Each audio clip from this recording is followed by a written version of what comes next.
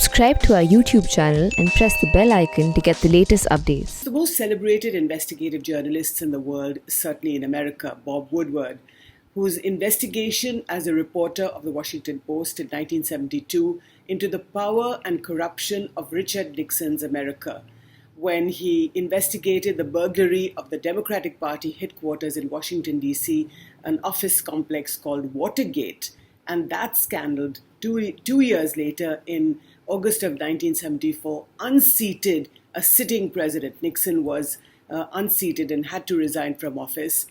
Now, Bob Woodward has written a book called Rage, and this is about Donald Trump's America. And I'm going to tell you in 7 points why this book is so important and why this could have an impact on the presidential election in the US coming November.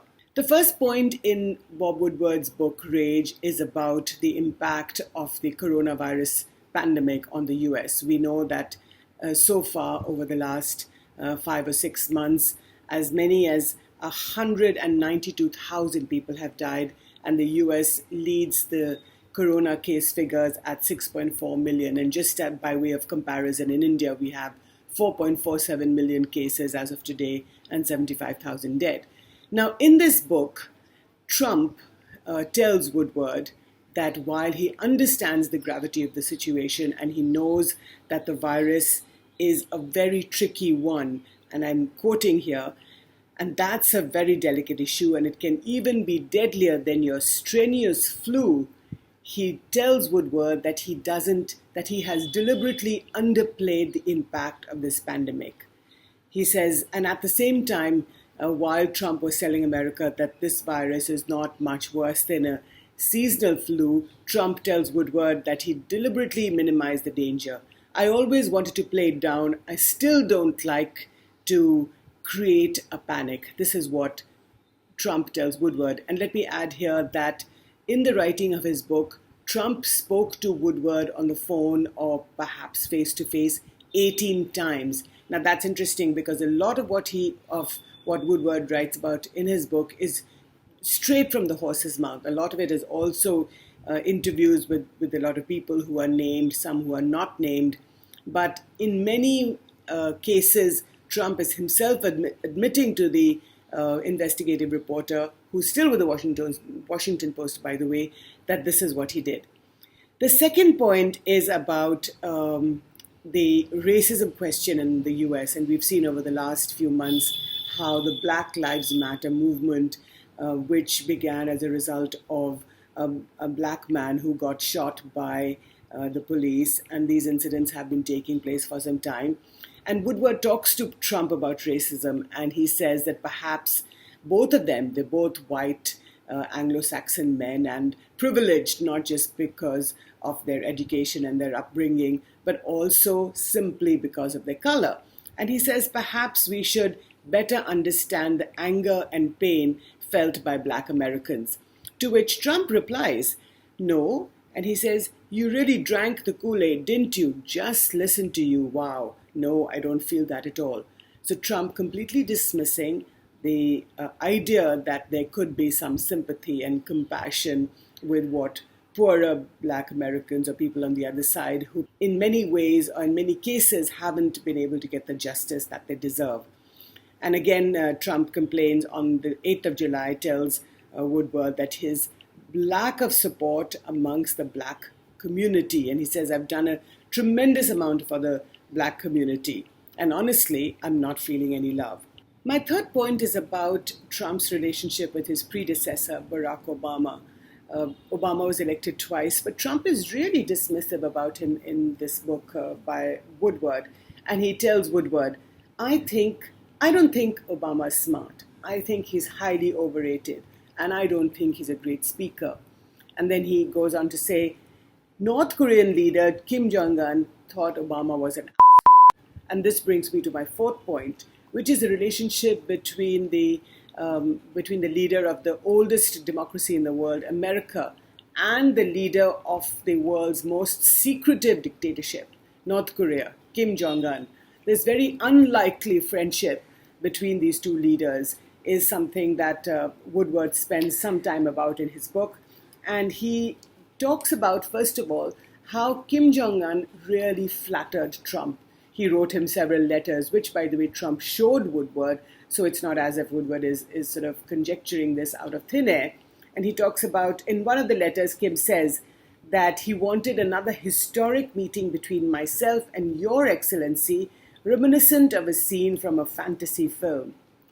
And he said how his meetings with Trump were a precious memory, and that underscored how the deep and special friendship between us will work as a magical force. Now, Woodward says Trump was totally flattered by Kim Jong-un, and he admits that. Trump admits that to Woodward, and he says that when he first met him in Singapore in 2018, he said to himself, "Holy shit, this man is far beyond smart."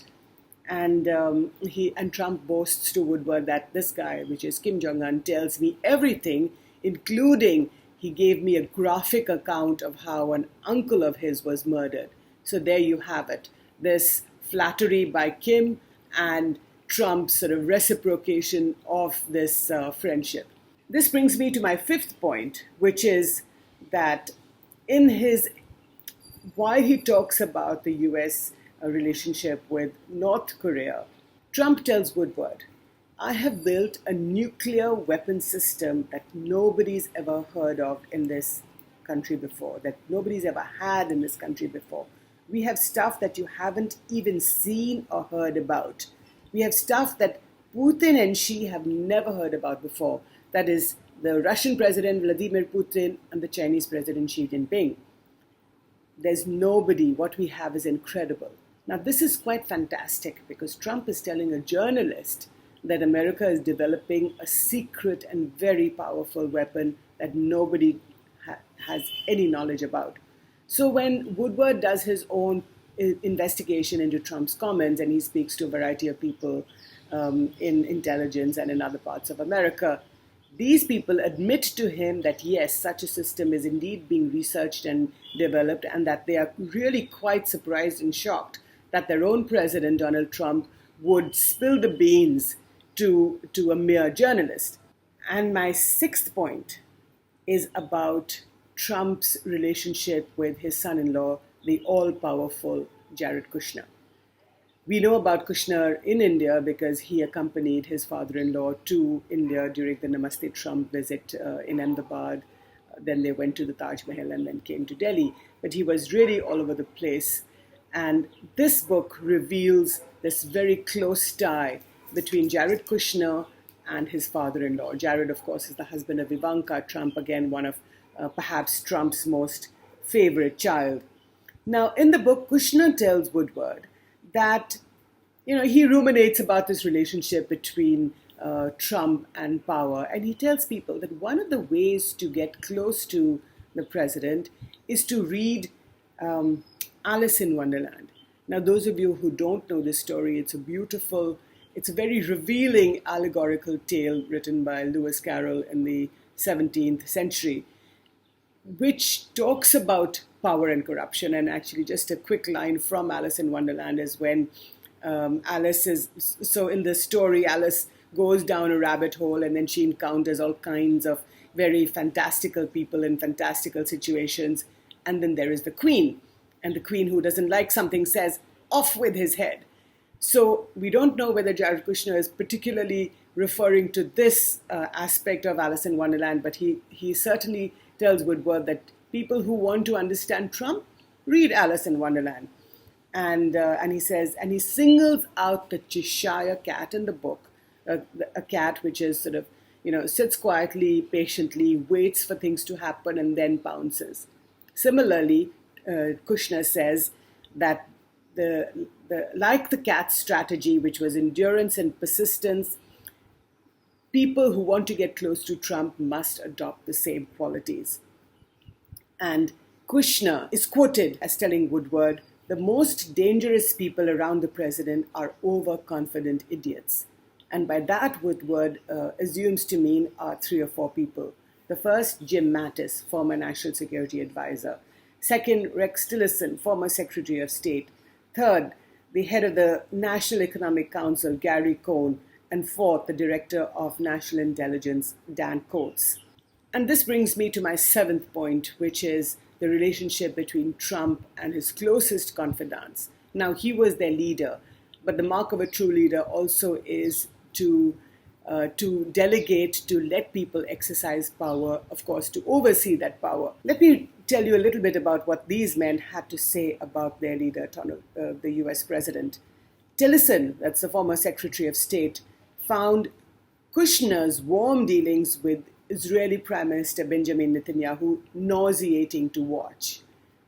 Now, this is interesting because America and Israel have the closest of ties, the very, very powerful relationship. The US gives a lot of money to Israel, not just money, it gives it everything, access to all kinds of very sophisticated technology, you name it, and the Israelis will have it.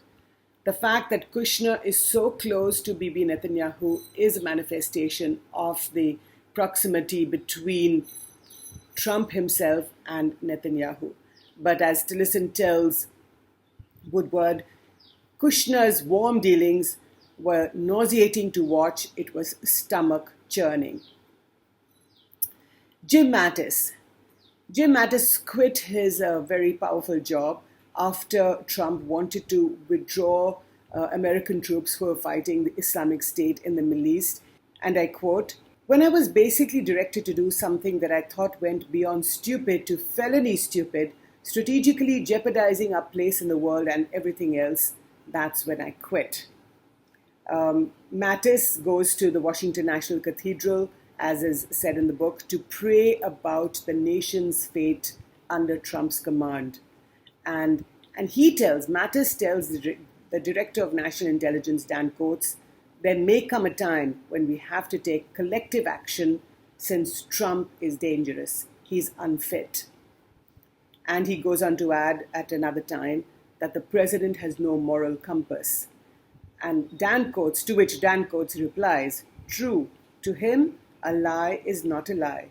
It's just what he thinks. He doesn't know the difference between the truth and a lie. So there you have it, this book by Bob Woodward called Rage, which is all the rage in America these days. It hasn't been published yet. It's going to come out next week. But on the 19th anniversary of 9/11, a day when America looks inwards, mourns the death of more than 3,000 people who died in those attacks 19 years ago.